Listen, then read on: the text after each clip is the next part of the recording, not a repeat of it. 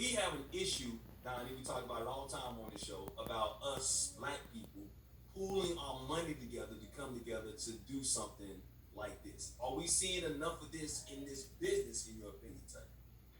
No, hell no. I mean, shout out to Al Harrington. That's the family. He doing what he can. That's shout out to Viola and what they do. Actually, he coming to Oakland to do something with me bike ride soon too.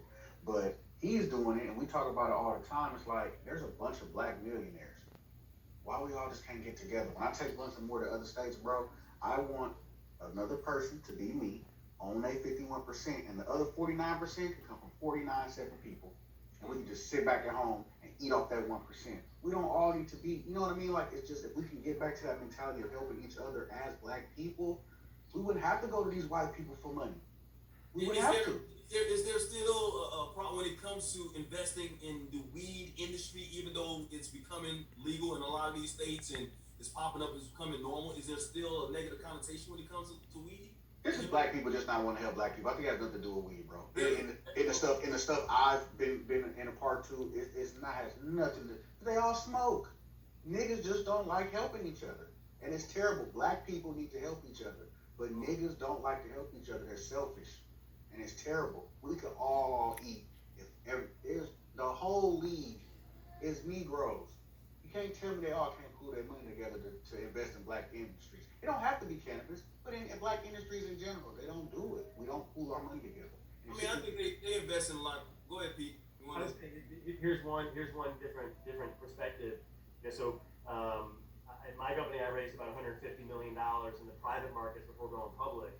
And I did. One of my partners was an African American NFL football player. But I will tell you, rich people, what they do is before they make an investment, they talk to their lawyer, they talk to their accountant, they talk to their spouse, they talk to their financial advisor, and 2 or 3 of those people say, you know what, it's not worth it. It's Why? still Why are they saying it's not worth it? well, because if you're a lawyer, you could technically be disbarred. If you're a financial advisor, you could lose your license to practice in the financial industry.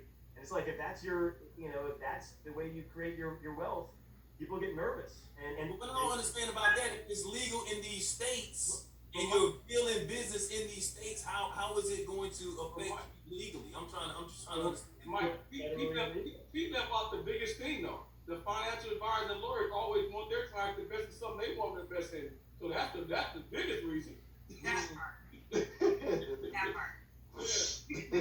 Raise some money. Investing in other white-owned cannabis businesses, we're seeing big black names go and be in the front of other white-owned cannabis businesses, even when they've got their own line. They're in the front of the line. Everyone behind them is white. The company is white. It's white-owned. This is going to be a $40 billion industry. There is a huge amount for generational wealth. There's a huge opportunity to reinvest in our communities. And without people of color coming together and bringing that money into the space, it makes it so much more difficult. If this was the end of Prohibition and someone came to you and said, hey, do you want to start Jack Daniels? Hell yeah, you want to start Jack Daniels. This is where we are. The barriers to entry get no lower than they are today. It's growing on an everyday